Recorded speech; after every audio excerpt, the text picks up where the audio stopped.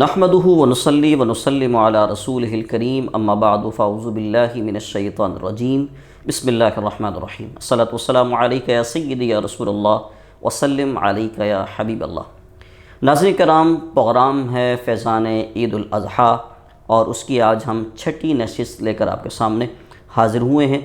یاد ابراہیم علیہ السلام آپ فیضان عید الاضحیٰ کا پروگرام ملاحظہ کر رہے ہیں۔ میں نے آپ کے سامنے ذکر کیا تھا کہ حضرت ابراہیم علیہ السلام کا ہم اب وہ قصہ سماعت کریں گے کہ جس میں نمرود نے حضرت ابراہیم علیہ السلام کو آگ میں ڈالا تھا۔ ناظرین کرام، حضرت ابراہیم علیہ السلام کا مکالمہ مناظرہ ہوا تھا نمرود سے۔ جب نمرود کسی طور پر حضرت ابراہیم علیہ السلام کو جواب نہ دے سکا تو اس کی قوم نے یہ کہا کہ ان کو آگ میں ڈال دو اور اپنی خداؤں کی مدد کرو۔ قرآن مجید فرقان حمید میں اس کا تذکرہ کچھ اس طرح ہوتا ہے۔ سورۃ الانبیاء میں اللہ تبارک و تعالیٰ کا فرمان ہے، قالوا حرقوہ وانصروا آلہتکم ان کنتم فاعلین، جس کا ترجمہ ہے بولے ان کو جلا دو اور اپنے خداؤں کی مدد کرو اگر تمہیں کرنا ہے۔ قوم کی طرف سے یہ آواز آ رہی تھی کہ ان کو جلایا جائے، ان کو سزا اس طرح دی جائے۔ یہ جلانے کی سزا کیوں دی جا رہی تھی؟ کیونکہ یہ وہ بات تھی، یہ وہ سزا تھی جو کہ شدید ترین سزا تھی، اس وجہ سے قوم نے جلانے کا کہا۔ حضرت ابراہیم علیہ السلام کو قوم نے جلانے کا جب فیصلہ کر لیا تو اس کی پوری تیاری کا ایک مرحلہ ہوا، ایک سلسلہ ہوا۔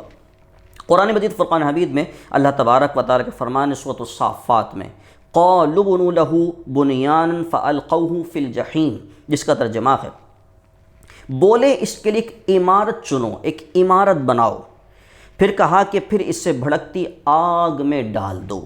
تو انہوں نے یہ کام جو ہے وہ کرنا شروع کیا اور حضرت ابراہیم علیہ السلام کو ایک عمارت میں جو ہے وہ قید کر دیا، اور اس کے بعد لکڑیاں جمع کرنے کا سلسلہ شروع ہوا، کیونکہ آگ جلانی تھی اور لکڑیوں کا ایک سلسلہ شروع کیا۔ کیا بچے، کیا مرد، کیا عورتیں، سب لوگ جو ہے وہ لکڑیاں جمع کرنے کے اندر جو اس کام کے اندر ملوث ہو گئے۔ بچے بھی لکڑیاں جمع کر کے لا رہے ہیں، بوڑھے بھی لا رہے ہیں، مرد بھی، جوان بھی، عورتیں بھی، تمام جو ہے وہ لکڑیاں جمع کرنے کے اندر جو ہے اس کام میں ملوث ہو گئے۔ حتیٰ کہ نفرت کا عالم یہ تھا حضرت ابراہیم علیہ السلام سے کہ جو عورت بیمار پڑ جاتی تھی وہ یہ منت مانگتی تھی کہ اگر میں صحت یاب ہو گئی تو میں اتنی لکڑیاں جو ہے وہ ابراہیم علیہ السلام کو جلانے کے لیے جمع کر کے اکٹھا کروں گی۔ حضرت ابراہیم علیہ السلام کو یہ جو لکڑی جمع کرنے کی جو سلسلہ ہوا، تقریباً اس کو 1 ماہ کا جو ہے وہ عرصہ لگا کہ حضرت ابراہیم علیہ السلام کے لیے جو ہے لکڑیاں جو ہے جمع کی گئیں۔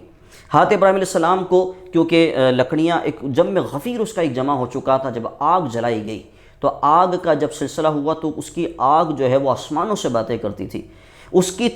جب اس کے اوپر سے اگر پرندے اگر اڑتے تھے تو پرندے جل جایا کرتے تھے۔ آگ اتنی جو ہے بلند و بالا ہو گئی۔ اب اتنی بلند آگ میں حضرت ابراہیم علیہ السلام کو کیسے جو ہے وہ ڈالا جائے؟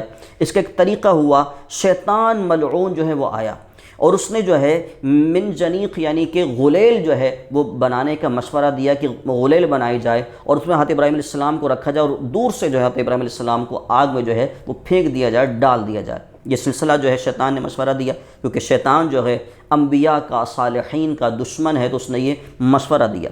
روایت میں ہے، تفسیر کبیر میں یہ بات، تفسیر قرطبی کے اندر یہ بات آئی کہ جب حضرت ابراہیم علیہ السلام کو آگ میں ڈالنے کا جب سلسلہ ہوا تو تمام مخلوقات جو تھی وہ اللہ تبارک و تعالیٰ سے فریاد کرنے لگی، یا الہ العالمین، یہ تیرے خلیل ہیں، تیرے دوست ہیں، اگر ان کو آگ میں جلا دیا گیا تو پھر کیا ہوگا، کیونکہ یہی توحید کے پرستار ہیں۔ اللہ تبارک و تعالیٰ نے فرمایا کہ اگر ابراہیم میرے علاوہ کسی اور سے فریاد کرتا ہے تو پھر تم اس کی مدد کر دو، لیکن ابراہیم اگر صرف مجھ سے اگر مدد چاہے تو پھر میں اس کا حامی ہوں، پھر میں اس کا ناصر ہوں، میں اس کا کیونکہ دوست ہوں تو پھر میں اس کے لیے کافی ہوں۔ ہوا یوں کہ 2 فرشتے حضرت ابراہیم علیہ السلام کے سامنے آتے ہیں، بارگاہ میں آتے ہیں۔ پہلا فرشتہ آتا ہے پانی کا اور وہ عرض کرتا ہے کہ اے اللہ کی خلیل، اگر آپ مجھے حکم دیں تو میں پانی اتنا برسا دوں گا کہ ساری کی ساری آگ جو ہے وہ جل جائے گی۔ دوسرا فرشتہ ہوا کا آتا ہے، حضرت ابراہیم علیہ السلام سے کہتا ہے کہ اگر آپ مجھے کہیں تو میں اتنی زور کی ہوا میں چلاؤں گا کہ ساری کی ساری آگ جو ہے وہ ختم ہو جائے گی۔ حضرت ابراہیم علیہ السلام نے دونوں کو منع کر دیا کہ مجھے تم دونوں کی ضرورت نہیں، تم دونوں کی حاجت نہیں۔ حضرت ابراہیم علیہ السلام کو جو ہے وہ آگ میں ڈالنے ہی جا رہا تھا، یہ قوم جو ہے قوم ابراہیم آگ میں ڈالنا ہی چاہتی تھی کہ حضرت جبریل امین علیہ السلام حاضر ہو گئے اور عرض کی اگر کوئی حاجت ہو تو آپ ارشاد فرمائے۔